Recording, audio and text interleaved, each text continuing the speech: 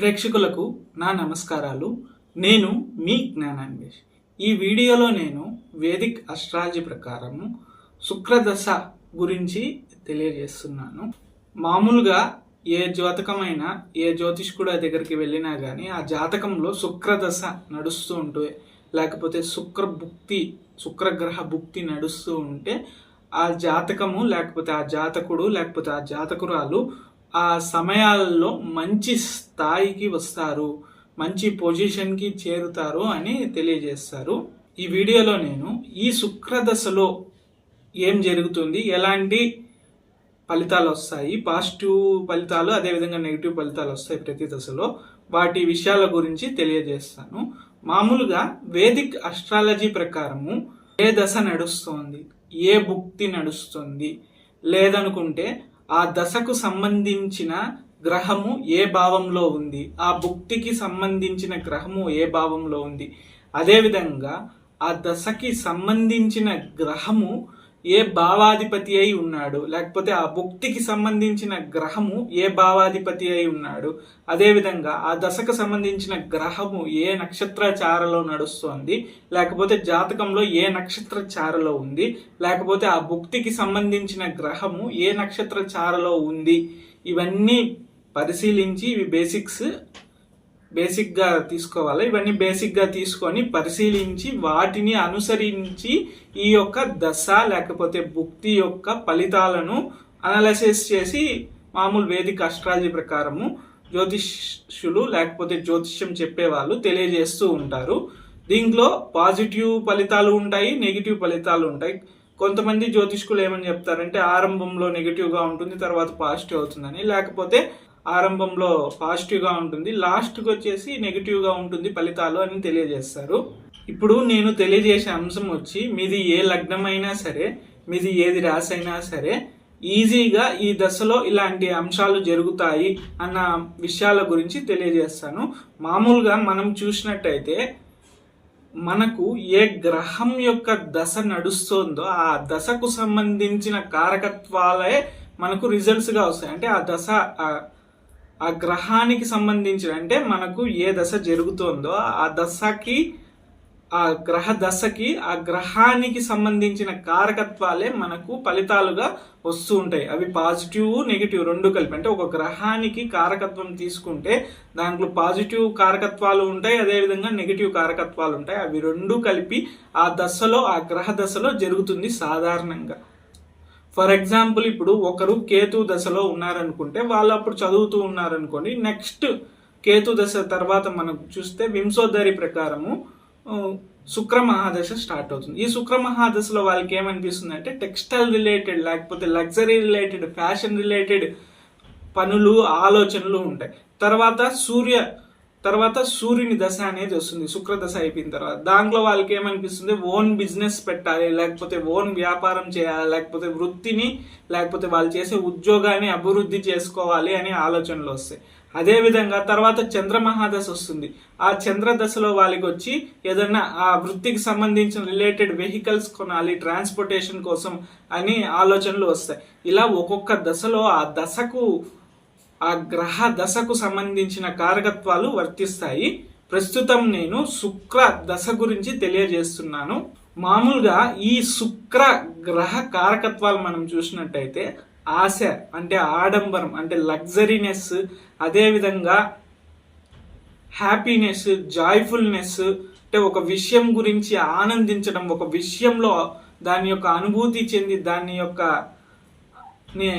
ఆ విషయానికి సంబంధించిన అంశాలను అనుభవించడము, ఇవన్నీ శుక్రుని యొక్క కారకత్వాలకి కింద వస్తాయి. అదేవిధంగా ఒక లగ్జరీనెస్, వసతి, ఆడంబరం, అదేవిధంగా పరోపకారం, హ్యాపీనెస్, జాయ్ఫుల్నెస్, ప్లెజర్, ఇవన్నీ మనకు శుక్రుని కారకత్వాలుగా తెలియజేస్తారు. కాబట్టి ఈ శుక్ర దశలో మనం చూసినట్టయితే వీళ్ళకి ఇవన్నీ కావాలి అనే ఆశ ఎక్కువగా ఉంటుంది. మనము శుక్ర దశలో ఏ జాతకమైనా కానీ చూసినట్టయితే జాతకుడు కానీ జాతకురాలు కానీ ఆ సమయాలలో అంటే శుక్ర గ్రహ దశలో లేకపోతే శుక్ర భుక్తిలో కానీ మనం చూసినట్టయితే వాళ్ళు ఒక విషయాన్ని ఆశపడి దాన్ని అనుభవించాలి అనే కోరిక అనేది ఎక్కువగా ఉంటుంది. శుక్రుడు అదేవిధంగా శుక్ర దశలో మనం చూసినట్టయితే ఇప్పుడు మనీ సంపాదించాలి, మనీ ఎక్కువగా డబ్బులు సంపాదించాలి అనే ఆశ అనేది ఎక్కువగా ఏర్పడుతుంది ఈ శుక్ర మహాదశలో, లేకపోతే శుక్ర దశలో, శుక్ర భుక్తిలో. ఈ శుక్ర దశలో మనము నెగిటివ్ అని చూసినట్టయితే ఈ శుక్ర దశ ఒక ఫ్యామిలీలో, ఒక కుటుంబంలో ఒక వ్యక్తికి ఈ శుక్ర దశ నడుస్తూ ఉంటే ఆ ఫ్యామిలీలో వయసు ఎక్కువ ఉండే వాళ్ళకి కొద్దిగా ఆరోగ్యం క్షీణించే అవకాశం ఉంది, లేకపోతే వాళ్ళతో గొడవలు ఏర్పడే అవకాశం ఉంది, లేకపోతే వాళ్ళు మరణించే అవకాశం కూడా ఉంది. ఈ శుక్ర మహాదశలో జరిగే అవకాశం ఉంటుంది. కాబట్టి ఈ శుక్ర దశలో ఒక కుటుంబంలో ఒక్క వ్యక్తికి కానీ శుక్ర మహాదశ ఉన్నా కానీ వాళ్ళ కుటుంబంలో అత్యధిక వయసు ఉన్న వాళ్ళు జాగ్రత్తగా ఉండాలి. ఈ శుక్రుడు అనే గ్రహం వచ్చి మనము లగ్జరీ ప్లానెట్ అని తెలియజేస్తాం. కాబట్టి ఈ శుక్ర దశలో మనం చూసినట్టయితే వెహికల్ కొనాలి, బండి కొనాలి, ఒక కారు కొనాలి, ఒక హౌస్ కొనాలి, ఒక లగ్జరీ ఐటమ్ కొనాలి, ఒక ఫ్యాషన్ రిలేటెడ్ వస్తువు కొని ధరించాలి, ఆభరణాలు కొనాలి, లగ్జరీ ఐటమ్స్ కొనాలి, లగ్జరీ యాక్సెసరీస్ కొనాలి, ఒక లగ్జరీ సంబంధమైన యాక్సెసరీస్ కొనాలి అనే ఆశ అనేది ఎక్కువగా ఉంటుంది ఈ శుక్ర దశలో. అదే విధంగా మనం చూసినట్టయితే చాలా రోజులుగా ఒక విషయం, ఒక కేసు అనుకోండి, అంటే ల్యాండ్ రిలేటెడ్ కేసు అన్నా కానీ, ఒక పని రిలేటెడ్ కేసు కానీ, ఒక అరియర్స్ రిలేటెడ్ కేసు కానీ, దానికి సంబంధించిన విషయం ద్వారా మీకు డబ్బు రావాలి అనుకుంటే ఈ శుక్ర దశలో దానికి సంబంధించిన విషయాలు అంటే సక్సెస్ అయ్యి, లేకపోతే కంప్లీట్ అయ్యి, పెండింగ్ లో ఉండే కేసులన్నీ క్లియర్ అయ్యి దానికి సంబంధించిన అమౌంట్ ఈ శుక్ర దశలోనే మ్యాక్సిమం వచ్చే అవకాశం ఉంది.